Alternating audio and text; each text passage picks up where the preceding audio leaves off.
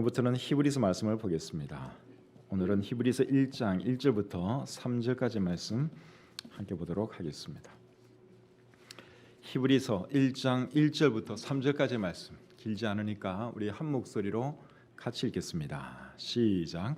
옛적에 선지자들을 통하여 여러 부분과 여러 모양으로 우리 조상들에게 말씀하신 하나님이 이 모든 날 마지막에는 아들을 통하여 우리에게 말씀하셨으니 이 아들을 만유의 상속자로 세우시고 또 그로 말미암아 모든 세계를 지으셨느니라. 이는 하나님의 영광의 광채시요 그 본체의 형상이시라. 그의 능력의 말씀으로 만물을 붙드시며 죄를 정결하게 하는 일을 하시고 높은 곳에 계신 지극히 크신 이의 우편에 앉으셨느니라. 아멘. 하나님 아버지, 저희들을 구원해 주셔서 감사합니다. 하나님의 자녀로 삼아주시고 영원한 천국을 사모하며 살아가시도록 해주신 것 감사합니다. 오늘 귀한 날 저희에게 허락해 주시고 또 주님을 예배하기 위해서 이곳으로 불러주셔서 참 감사합니다. 우리가 드리는 예배가 하나님께 온전히 상달되게 하시고 우리들에게도 큰 은혜가 넘치는 귀한 시간 되도록 역사해 주시옵소서. 하나님, 지금까지 우리 교회가 이곳에서 하나님께 귀하게 쓰임받도록 해주신 것 참 감사합니다. 이제 오늘 예배드리고 다음 주일 예배드리면 이제 이곳에서 예배드리는 것은 마지막이고 또 새로운 예배 처소에서 우리가 주님을 예배하게 되겠습니다. 우리 교회에게 큰 복을 주신 것 참 감사합니다.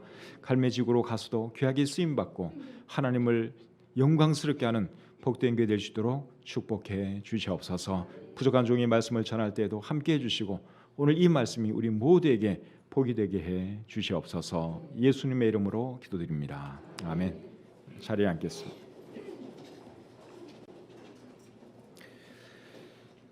오늘은 히브리서 강의 첫 번째 시간으로 히브리서 1장 1절부터 3절까지의 말씀을 본문으로 해서 예수님은 누구신가 이런 제목으로 말씀드리기를 원합니다.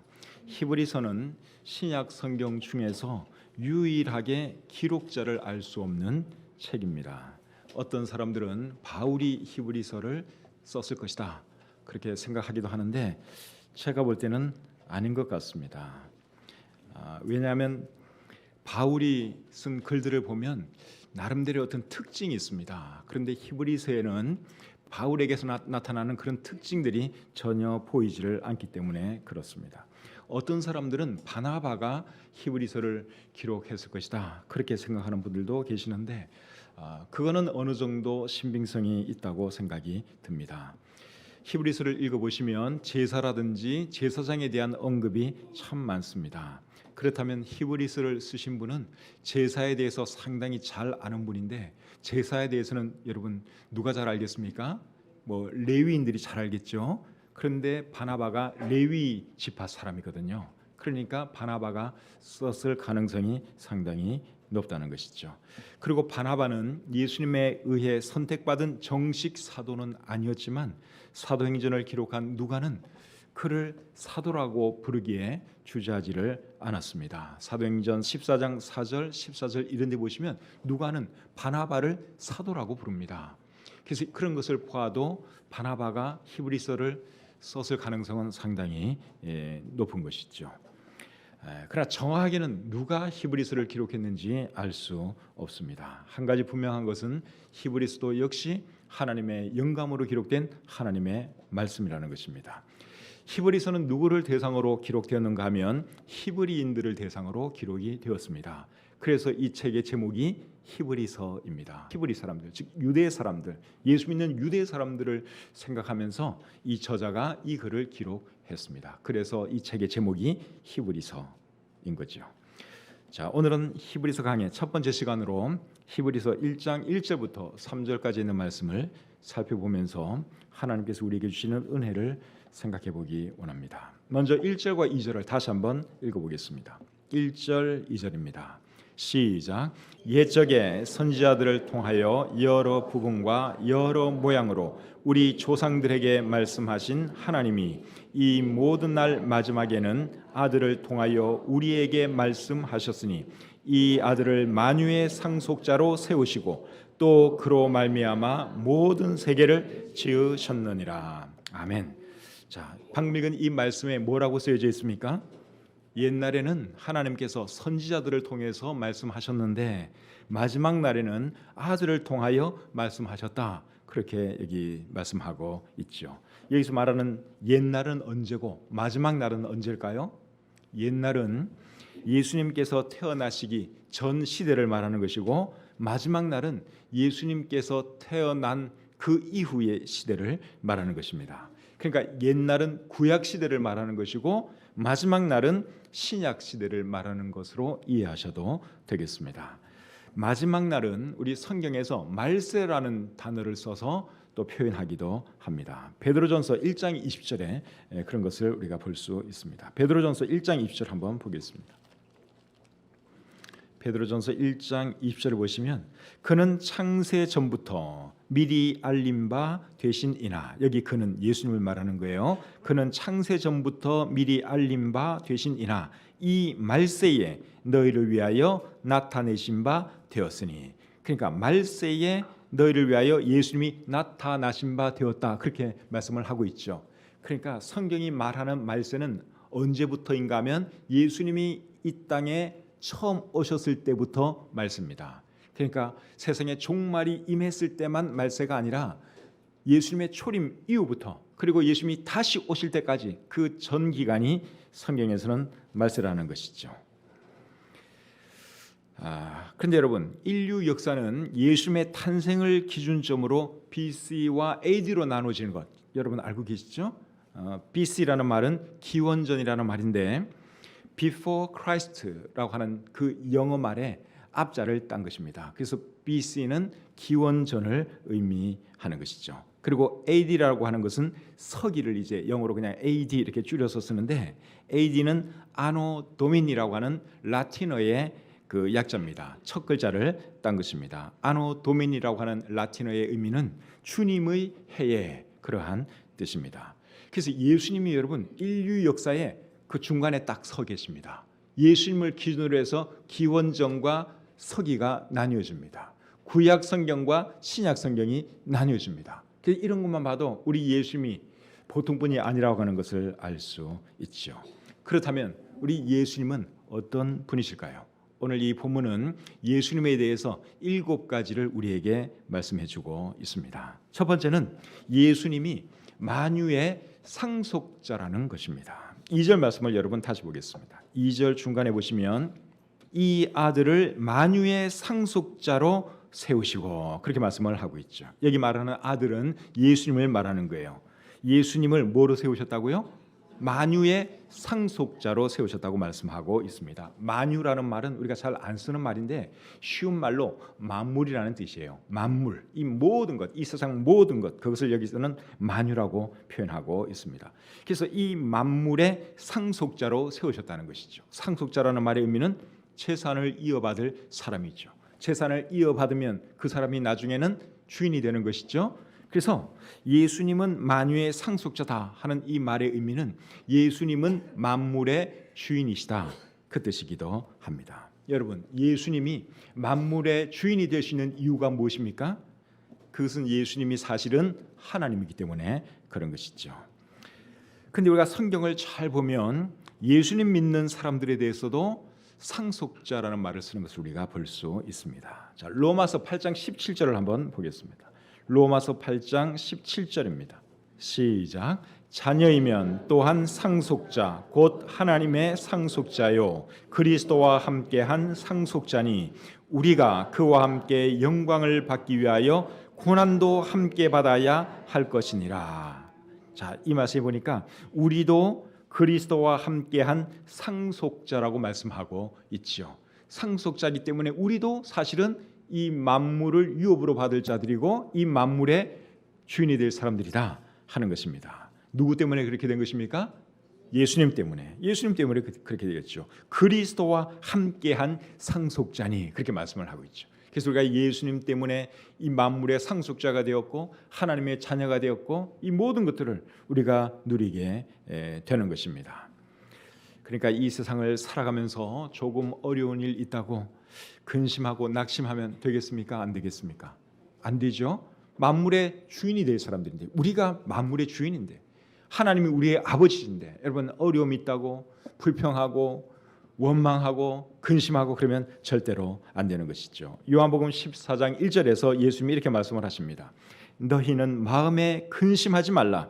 하나님을 믿으니 또 나를 믿어라. 우리가 정말 예수님을 믿는 사람들이라면 여러분 어려움이 있다고 힘든 일이 있다고 근심할 필요 없습니다. 우리 주님이 근심하지 말라고 지금 말씀하고 있죠. 너희는 마음에 근심하지 말라. 하나님을 믿으니 또 나를 믿어라. 여러분 예수님 믿으시죠? 예수님 하나님의 아들인 거 믿고 우리와 함께 하시는 거 믿고 능력자인 것을 우리가 믿죠. 그러면 근심할 필요 없고 두려워할 필요도 없습니다. 예수님이 이렇게까지 말씀하시는데도 근심이 되는 분들은 집으로 돌아가셔서 마태복음 6장 25절부터 34절까지를 꼭 한번 읽어보시기를 바랍니다. 정말 근심이 있는 사람들, 근심 없는 사람은 안 읽어도 괜찮아요. 정말 고민이 있다, 근심이 있다, 그런 분 계시면 마태복음 6장 25절부터 34절까지 말씀 꼭 한번 읽어보시기를 바랍니다. 자, 두 번째로 예수님은 어떤 분이신가 하면 모든 세계를 치으신 분입니다. 2절 하반절을 다시 보겠습니다. 오늘 본문 2절 끝부분에 보시면 이 아들을 만유의 상속자로 세우시고 또 그로 말미암아 모든 세계를 지으셨느니라. 예. 그러니까 예수님이 모든 세계를 지으신 분이라는 것입니다. 오늘날 많은 사람들이 예수님에 대해서 무엇을 알고 있는가 하면 예수님은 2000년 전에 이 땅에서 살다가 그리고 결국 십자가에 달려 돌아가신 분이다. 그 정도로 알고 있습니다. 근데 그 정도 아는 것은 예수님에 대해서 사실 거의 모르는 것과 다르지 않습니다. 예수님에 대해서 정확하게 알려면 뭘 알아야 되는가 하면 예수님은 이 세상을 창조하신 하나님이시다 하는 것을 알아야 합니다. 예수님이 창조주 하나님인 것에 대해서 요한복음 1장에는 이렇게 말씀을 하고 있습니다. 자, 요한복음 1장 1절부터 3절 같이 한번 읽어보겠습니다. 시작. 태초에 말씀이 계시니라. 이 말씀이 하나님과 함께 계셨으니 이 말씀은 곧 하나님이시니라. 그가 태초에 하나님과 함께 계셨고 만물이 그로 말미암아 지은 바 되었으니 지은 것이 하나도 그가 없이는 된 것이 없느니라. 자, 이 말씀을 잘 보니까 태초에 말씀이 계시니라 이렇게 말씀을 하면서 이 말씀이 하나님과 함께 계셨으니 이 말씀은 곧 하나님이시니라 그렇게 말씀하고 있습니다. 여러분 창세기 1장을 보시면 하나님께서 태초에 말씀으로 천지를 창조하신 것 여러분 다 알고 계시죠? 그런데 2절에 또 뭐라고 말씀하고 있는가 하면 그가 태초에 하나님과 함께 계셨고 여기에 그는 누구를 말하는 것일까요?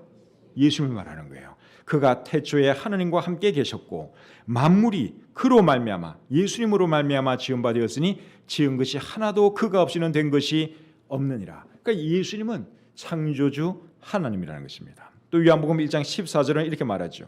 말씀이 육신이 되어 우리 가운데 거하심에 우리가 그의 영광을 보니 아버지의 독생자의 영광이요 은혜와 진리가 충만하더라.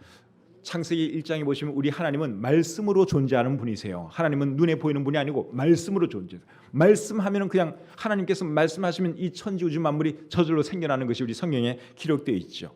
근데 그 말씀이 육신이 되었다는 것입니다. 말씀이 육신이 되신 그분이 누구죠? 예수님이 말하는 것이죠. 그래서 예수님이 누군가 하면 우리가 똑같은 몸을 입고 사셨지만 그분의 실체는 하나님이시다. 창조주 하나님이시다 하는 것을 우리가 알아야 합니다. 또 고린도전서 8장 6절 말씀 한번 보겠습니다. 고린도전서 8장 6절입니다. 시작.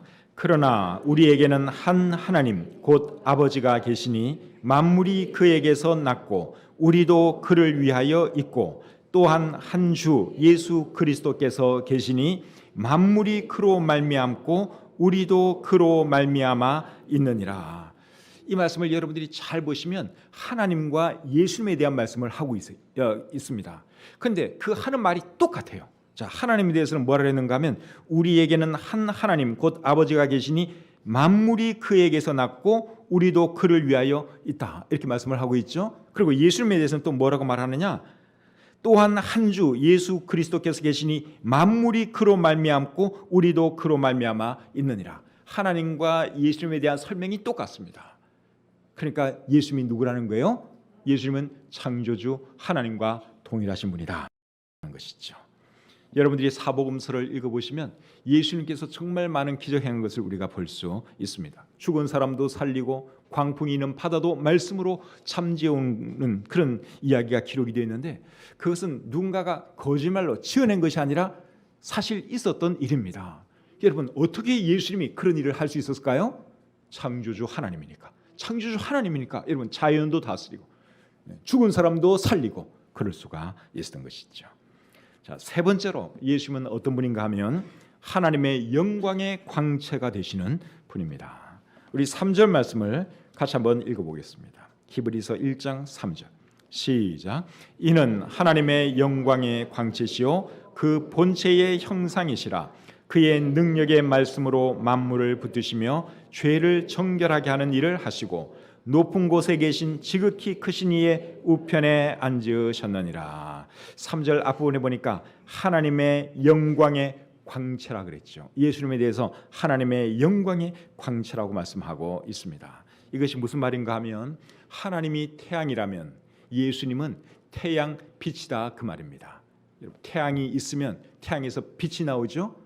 하나님이 태양이라면 예수님은 태양에서 뿜어져 나오는 그 빛이라는 것입니다. 태양과 태양빛은 분리할 수가 없죠. 그와 마찬가지로 하나님과 예수님도 분리할 수가 없습니다. 하나님이 영광스러운 분이라면 예수님은 하나님의 영광의 광채가 되시는 분이다. 그러한 말씀이죠. 사복음서를 여러분들이 읽어보시면 예수님께서 높은 산 위에서 영광스러운 모습으로 변화되신 그것을 여러분들이 보실 수가 있습니다. 그 모습을 베드로와 야고보와 요한이 보았습니다. 예수님이 갑자기 영광스러운 모습으로 변화되셨어요. 예수님의 얼굴은 해와 같이 빛났고 옷은 빛과 같이 희게 되었다고 우리 성경이 기록하고 있습니다. 정말 영광스러운 모습이에요. 여러분, 예수님께서 왜 그런 일을 행하셨을까요? 그 사건을 통해서 예수님이 나타내려고 하셨던 것이 무엇일까요? 예수님은 하나님의 영광의 광채가 되는 분이다 하는 것을 나타내 보이려고 실제적으로 예수님께서는 몸에서 빛이 나고 영광스러운 몸으로 그렇게 한번 변화되는 것을 보여주신 것이죠. 또 사도행전을 읽어보시면 부활하신 예수님은 박해자 사울에게 나타나셨는데 어떻게 나타나셨습니까?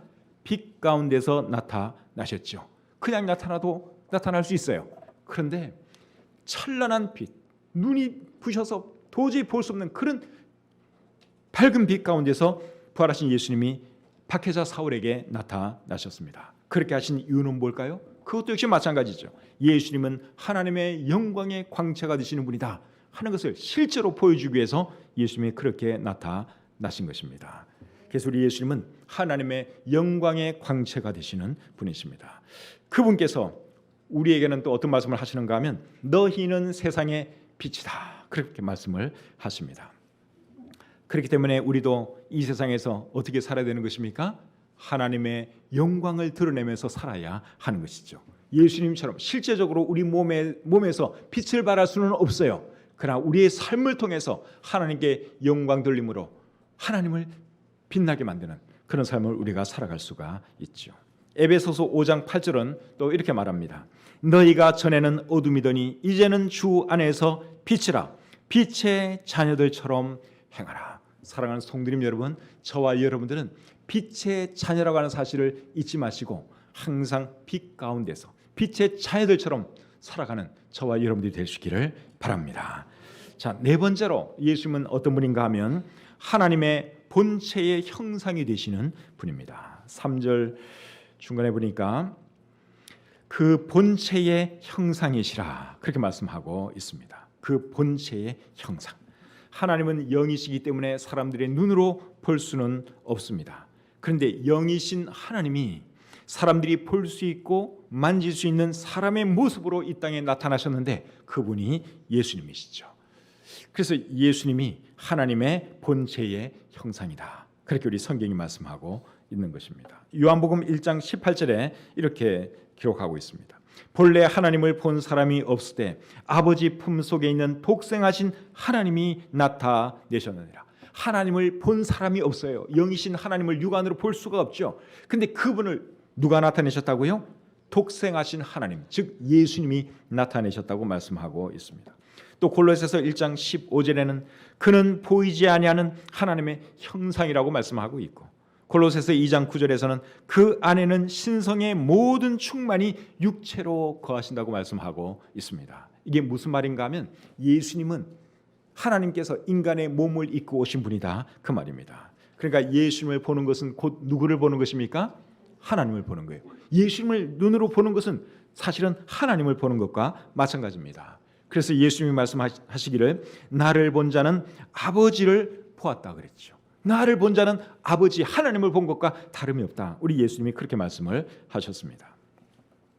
베드로는 예수님이 하나님인 것을 알고 여러분 어떤 반응을 보인 줄 아십니까? 베드로가 예수님이 하나님인 것을 어느 순간 깨달았어요. 그 사실을 깨달았을 때 베드로가 뭐라는가 하면 주여 나를 떠나소서 나는 죄인이로소이다. 거룩하신 하나님 앞에서 자기 자신을 보니까 자기는 누추한 죄인이거든요. 그러니까 도저히 감당할 수가 없는 것입니다. 그러니까 주님 제발 저를 좀 떠나주십시오. 나는 당신을 감당할 수가 없습니다. 베드로가 그렇게 말을 했습니다. 하나님인 것을 그가 처음 깨달은 순간이지요. 자, 다섯 번째로 우리 예수님은 어떤 분인가 하면 만물을 붙들고 계시는 분이십니다. 3절 중간에 보니까 그의 능력의 말씀으로 만물을 붙드시며, 예수님이 우주 만물을 창조하신 것은 이미 말씀을 드렸습니다. 그런데 예수님은 우주 만물을 창조만 하시고 내버려 두는 분이 아니라 우주 만물을 붙들고 계시는 일도 하고 계십니다. 무엇으로 붙들고 계신다고요? 능력의 말씀으로 붙들고 있다고 말씀하고 있죠. 이 천지 우주 만물을 지은 것도 말씀으로 지으셨고 이 우주 만물을 붙들고 있는 것도 말씀으로 붙들고 있다고 말씀하고 있습니다. 골로새서 1장 17절에 이런 말씀이 있습니다. 그가 만물보다 먼저 계시고 만물이 그 안에 함께 섰느니라. 만물이 그 안에 함께 섰다 하는 이 말의 의미는 만물이 그의 안에서 존속한다 그 뜻입니다. 만물을 그가 붙들고 계신다 그 뜻입니다. 오늘 본문 2절에 보면 예수님이 모든 세계를 지으셨다는 표현이 나옵니다. 예수님이 모든 세계를 지으셨다. 근데 여기 나오는 이 세계라는 단어는 헬라어 성경에서는 아이오니스라고 하는 말로 되어 있는데 그 말의 의미는 시기, 시대 그러한 뜻입니다. 그러니까 예수님은 이 우주 만물을 창조하셨는데 물질적인 것만 창조하신 것이 아니라 시간적인 것도 창조하셨다는 것입니다. 그리고 이 우주 만물이 존속되려면 에너지가 필요합니다. 그 에너지도 누가 만들었을까요? 예수님이 만든 것이죠. 여러분 태양을 한번 생각해 보세요. 태양에서 그 불이 이글이글 타지 않습니까? 엄청난 빛과 열이 발산되고 있는데 저 태양이 식으면 어떡하지? 그런 걱정 여러분 혹시 안 해보셨나요? 그런 걱정할 수 있죠. 언젠가는 저 태양이 에너지가 다 고갈되면 저거 식을 텐데 저 불 꺼질 텐데 그런 생각할 수 있죠. 그런데 여러분 저 태양 불 저것이 꺼지지 않도록 계속 에너지를 공급하시는 분이 계시는데 그분이 누구실까요? 예수님이세요. 하나님이세요. 그러니까 창조하셨을 뿐만 아니라 시간을 통해서 모든 것들이 유지될 수 있도록 하나님께서 붙들고 계시고 예수님이 붙들고 계신다 그러한 말씀이죠. 그러니까 예수님은 만물을 붙들고 계시는 분이다 하는 것입니다. 자, 여섯 번째로 예수님은 어떤 분인가 하면 죄를 정결하게 하신 분이십니다. 3절 중간에 보시면 죄를 정결하게 하는 일을 하시고 그렇게 되어 있는데 이것은 예수님께서 과거에 십자가 위에서 모든 사람의 죄 문제를 단번에 해결하신 것을 의미합니다. 구약 시대는 사람들이 죄 용서받으려면 양이나 소를 잡아서 하나님께 나아가야 했습니다. 그런데 예수님은 자신의 몸을 들여 단번에 모든 사람들의 죄 문제를 해결해 주셨습니다. 거기에 대해서 히브리서 9장 12절은 이렇게 말씀을 하죠. 염소와 송아지의 피로 하지 아니하고 오직 자기의 피로 영원한 속죄를 이루사 단번에 성소에 들어가셨느니라. 염소와 송아지의 피로 우리의 죄를 사신 것이 아니라 자기가 희생 양이 되어서 우리의 모든 죄를 용서해 주셨다. 그렇게 말씀하고 있습니다. 또 히브리서 10장 10절은 이렇게 말합니다.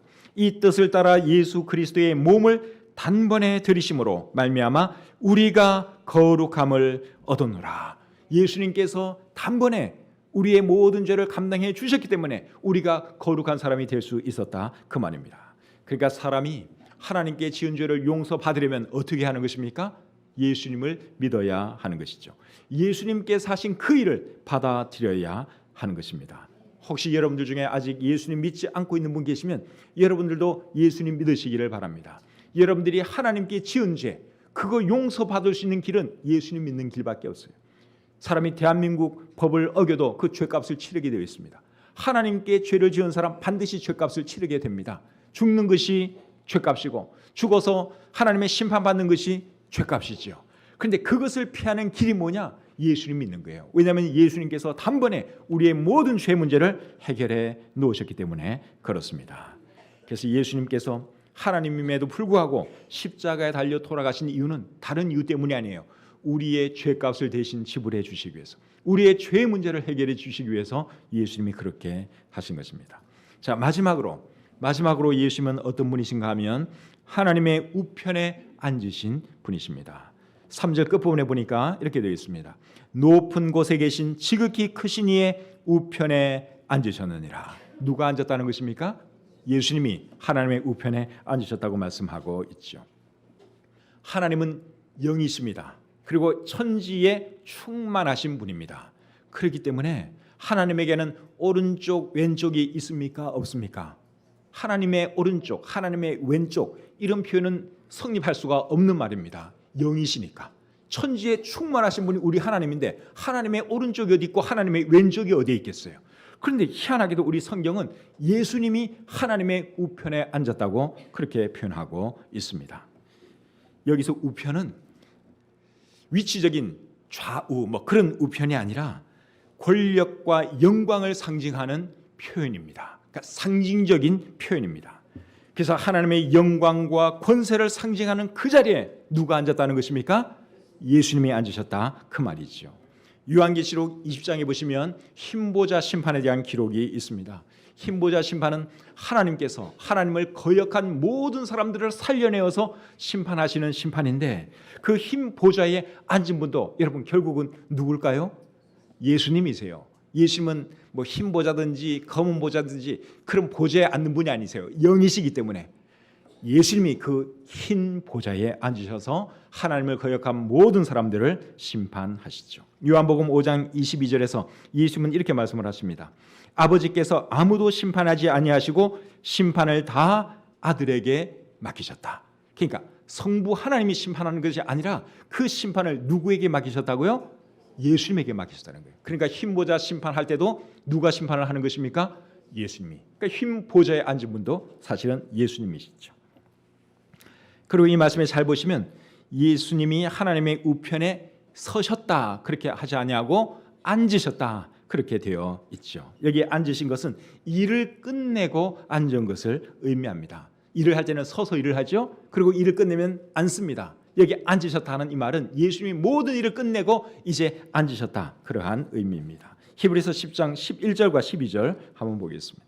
제사장마다 매일 서서 섬기며 자주 같은 제사를 드리되 이 제사는 언제나 죄를 없게 하지 못하거니와 오직 그리스도는 죄를 위하여 한 영원한 제사를 드리시고 하나님 우편에 앉으사. 11절 보니까 제사장들은 서서 섬긴다고 말씀을 하고 있고 예수님은 하나님의 우편에 앉으셨다고 말씀하고 있습니다.